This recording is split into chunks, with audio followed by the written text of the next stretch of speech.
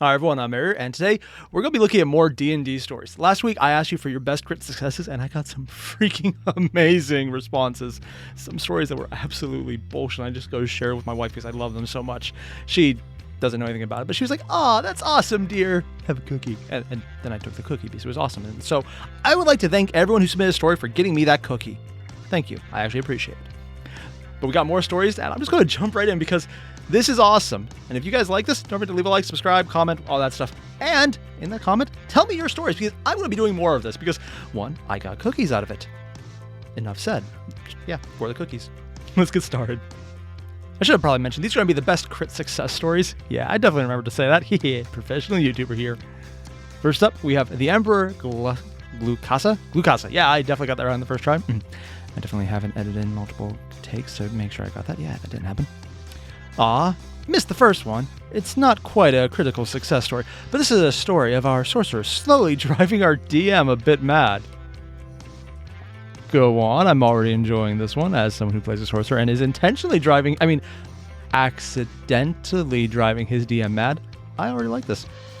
We're playing Curse of Strahd. Oh, maybe that's a different type of mad. Our newly formed group identifies that a woman in the middle of the street is an undead. I mean, it's on Curse of Strahd, so yeah. Turns out she's a bride of Strahd. Well, you're dead. Fight breaks out, and things look bad. Our sorcerer casts suggestion on the bride, and she fails her save, causing her to leave, thinking she needs to prepare for her wedding. Later, we run into a pair of druids attacking a Vestonic camp. Okay. Sorcerer runs in and casts suggestion, causing the head druid to stand down and negotiate to leave. Next, we go to the windmill. Suspecting the old woman of turning children into pies. I remember that from Puffin Forest. Yeah, that's a thing. A fight breaks out as they reveal they are a hag coven. Our sorcerer sprints up the stairs and casts suggestion on the head hag. Despite having a good wisdom save, the hag crit fails and Coven stands down to negotiate. Our DM also homebrewed it, so the hags aren't evil children eaters anymore, and we came to a mutual agreement to fight Strahd. Okay, makes it a little better.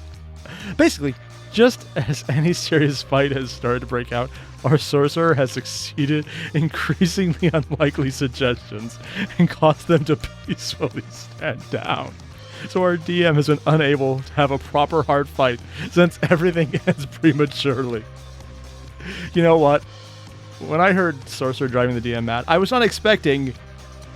He's going full-on Peace Cleric while not being a Peace Cleric. I love this! This is amazing! It shouldn't happen. You should not get these rolls, and suggestion shouldn't be that powerful. Because it's really... Okay, it actually very much is very powerful, but you gotta use it in the right way, and he's using it. I'm taking notes. I'm going to take notes on this. This is interesting. Next up, we have Logan Frandrup, which I may or may not actually be pronouncing the name right. I know, wonders never cease.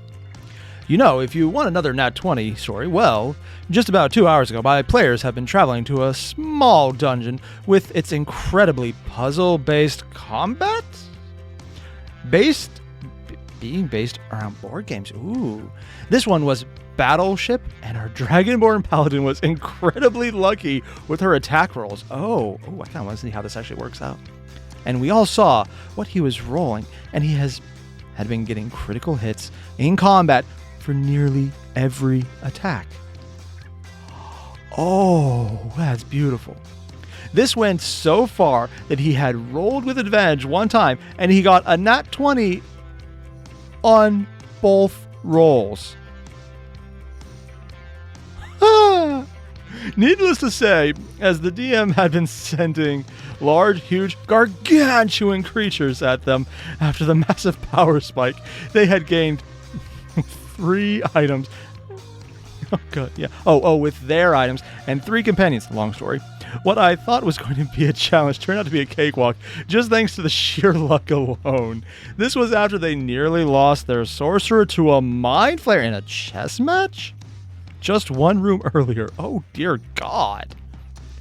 I think in character, given what the boss of this dungeon has done to the 2 of the party's fathers, the sorcerer's brother and had fucked around with the...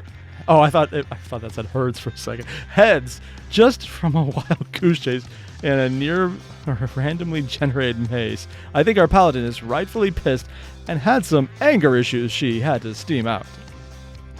Oh dear God. I love this. She just went nat 20 on Battleship in D&D. I mean, it's all owned by Hasbro, so this is actually probably compliant with actual canon. In other words, it could probably literally happen. They probably have their own homebrew that's the official homebrew that does this. Yeah, no, actually, not even joking. That's probably a thing. I love the creativity of the dungeon. I love how it's completely torn apart by just being lucky. I love this. I wanted crit stories of 20s, and this is so much it. Because it's not just the fact that it's 20s that make it fun. It's like all the crazy situation around it. I just love this. Logan, thank you for sharing this story. Airier Carrera. Again, names, butchers. Yes, I realize I do that. This, remember me, that time I crit one hit a random goo at the beginning of the campaign while being a elf druid with no strength. As someone who also plays a no strength elf, I completely understand, and I'm actually incredibly jealous that you managed to crit hit someone. I go to hit someone, it's like, oh, was that supposed to do something? Did you try to pass turn there? I did. Yeah, I'm jealous. You lucky son of a probably very nice lady. Dara Kudakara. My favorite crit success as a player was my female dwarven barbarian paladin, ooh, interesting mix, raised by Goliaths, so had an inferiority complex about her height. Oh God, that is one of the tallest races in the game versus one of, not the shortest, but one of the shortest. Yeah, that's how you get a complex, all right. The party was investigating a cult in an elven city, and the rogue, played by my wife, had been captured. Through magic, we were able to find them being held in the royal library. The party started trying to plan how we could get in and deal with the cultists for about 10 minutes. I asked the DM if there were windows. Yes, there were, but they were too high to see it, and the walls were too smooth to climb. Perfect! The DM gave me an odd look, turning to puzzlement, then to horror as I described what I was doing? Oh, I have so many questions. I proceeded to take out 10 barrels of oil I had purchased a few days beforehand. Oh God. Also confusing the DM at the time. Oh, you planned this. Stuffed cloth into the tops, lit them on fire, chuck the barrels now 10-gallon Molotovs into the window. Once the screams of panic were heard inside, I rushed in, joined by the bars as the others had run off to get things for the different plans. Most of the minions had been taken out by the fire. We free the rogue, engage the cult leader, a high-ranking nobleman, barely able to take them.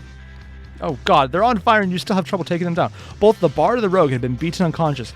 Pick them up on my shoulders and run out the doors, right into a squad of guards. So I start yelling at them, "Where have you been? I had to go in there and pull out people by myself. Look at my wounds that you being lazy caused." Rolled a nat 20 on Intimidate. Oh my God.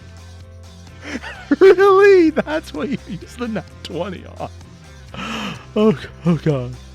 Resulting in a total 32 total guards immediately hopped to treating our injuries.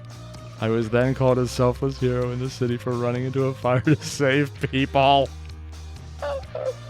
I love this. I love this.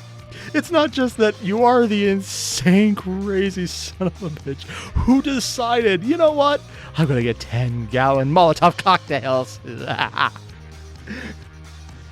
But you sneak in, you murder the nobleman. I mean, he's a cultist. You probably did do a solid for the city. And then you just got all the healing from all the guards. And then you just browbeat them for being slow to react to a fire. And you got that crit 20 on that just to make them clean it up. That's beautiful. That's like the 20 that just makes everything better. And I love this. Next up, we have Vincent Sissom. One of my favorite D&D stories involves my father being the DM. For context, I was 5 years old when this happened, but I was a natural for RPGs. Having beaten the original Final Fantasy about a year before this, still haven't beat that myself, and I suck for not doing that. Now, the group had gathered Dun dun. I don't know, I made that Shatner. I did. I don't regret it. But they felt they needed one more person for the adventure.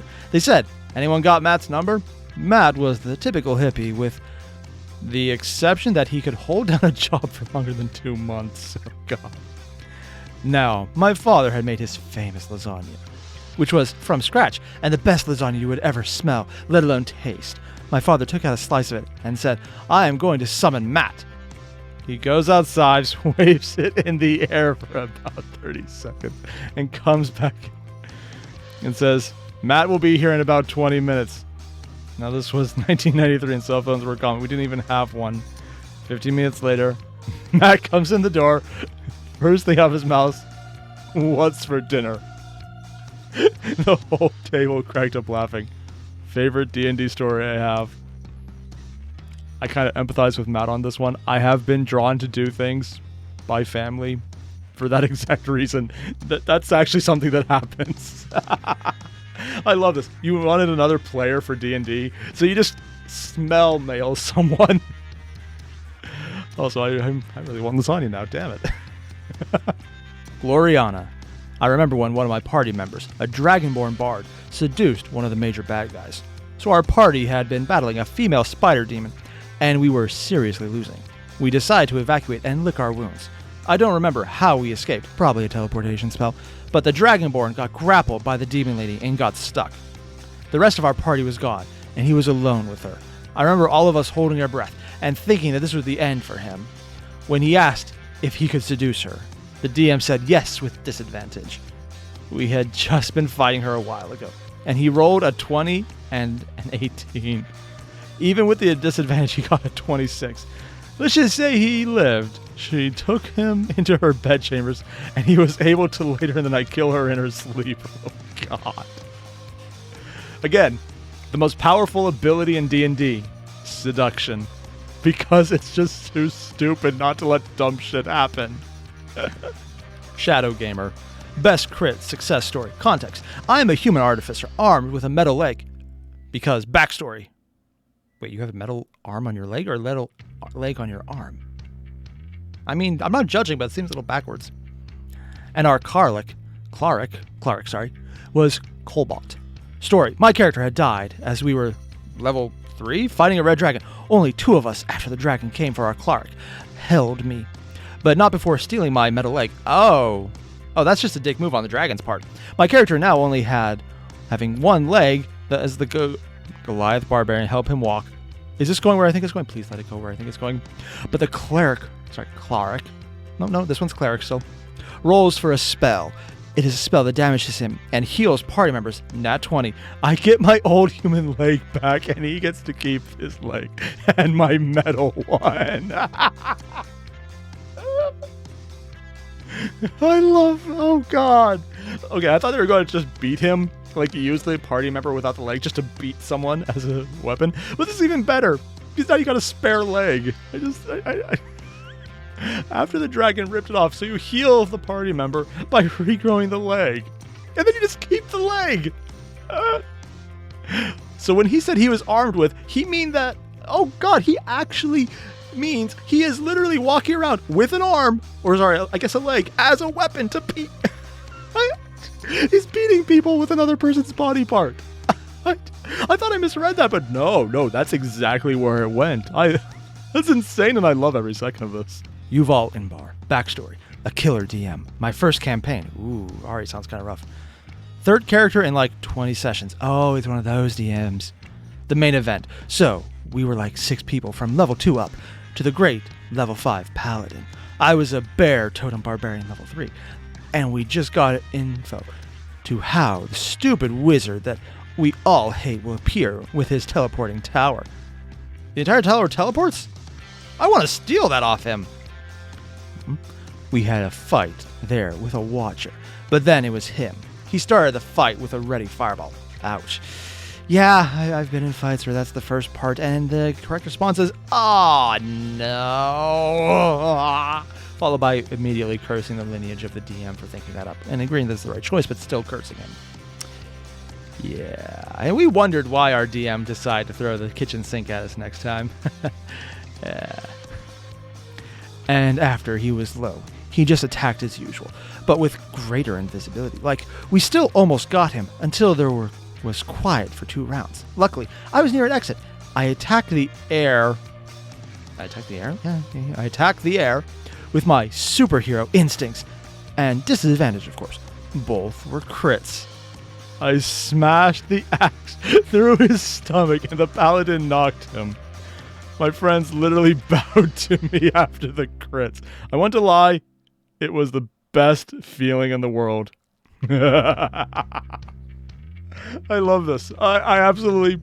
I know I keep saying this, but all of these are stories I absolutely love. This is fun. And just using that little bit of instinct, like, you know what? I'm going to go to this corner, and I'm going to swing my axe through it. And then it's actually where the DM placed the monster or the enemy, the wizard.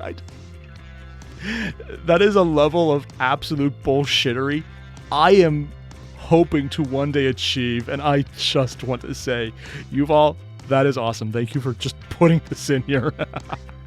Gerardin Haraba. Haraba? Yes, I definitely didn't say that correctly. I'm aware of that. Another crit success story was when I was playing my druid barbarian, Sasan Dresden, good name, and the wizard, Sin, were relaxing. Oh, I guess they're relaxing, not fighting. At the tavern we were staying at with a group of high society elves. There was a local gladiator match to win a large sum of money. They were going to participate, makes sense. And with just a look bat? I guess, okay. Just a look bat. My fabulously green druid said, "Gross barbarians." So when they had their backs to me, I cast Prestidigitation to make it smell like one of them soiled themselves. My wizard friend saw this and stealthily cast the same smell, this time putting an illusion that the elves soiled themselves with a giant brown streak on the gown. They yelped, and the soiled elf started bawling her eyes out, and her male elven friends saw the lingering effects of my magic. I didn't attempt to hide it, and came to me. They picked a fight, and with me, I felt with them with minor collateral damage. And when the guards came in and saw me wrestling with 2 elves, laughing my ass off, the female elf, who was still composed, yelled at me for casting arcane magic. It was illegal in the city. Oh, it's one of those. And demanded my arrest. I pushed aside the 2 male elves and was questioned by the guards, while Sin, the wizard, snuck upstairs to warn the rest of the party. A rogue named 13, an elderly paladin named Ethel. Oh, the paladin. Okay, members. 13, good name. And a paladin of vengeance named Azoth. Good name for that. I looked at the guards and lied, saying, "I don't know what they're talking about. I'm just a filthy barbarian, and those 2 men attacked me without cause." I rose my hands and said I cast Ooga Booga, waving my hands like I was pretending to cast a spell. Roll bluff, roll deception. Nat 20 and nat 20. The guards rolled their eyes and said, "Sir, you are not helping yourself. Go sit down," while the lady who soiled herself thought I was casting another spell and screamed horrified and passed out. Oh. One, I've actually been tempted to do the entire soiled self just to piss someone off or to make it look like they did. But the best part about these nat 20s, it's not just that the natural 20 bluff made it look like they were trying to do all magic-y as a barbarian. Ooh. The best part is that the deception roll convinced the elf, who was accurately reporting the situation, that she was about to get screwed over again by more horrible, horrible magic. And that, it's a perfectly normal reaction to see how traumatized she was, and it just triggered dead. But at the same time, it's so great because he's not actually deceiving the guards, not bards, into the fact that he's doing the magic. He's convincing everyone around that he's still playing up and about to do something. For the guards, it's just like, yeah, barbarian, yeah, right. I love this. All right, so on this one, though, I'm going to have to call this one here because my wife is now in the corner making very... I was going to say suggestive, but I think if I said that on video, I would now be in danger. So we're going to go with very much YouTube-appropriate suggestions and a sign saying, "Oh, dinner's ready, and I'm late, and it's cold, and she's going to hold this against me." And okay, never mind. I'm in danger now. Yeah. Oops. So all the same, everyone, thanks for watching. I'm going to do a bunch more because I got a lot more of these responses. I just want to see more. So if you like this, again, just throw them in on the video down below. I'll get to as many as I can because I want to read these all. I just love this. And again, thanks for watching. Leave a like, comment, subscribe. I'll see you guys in the next one. Adios.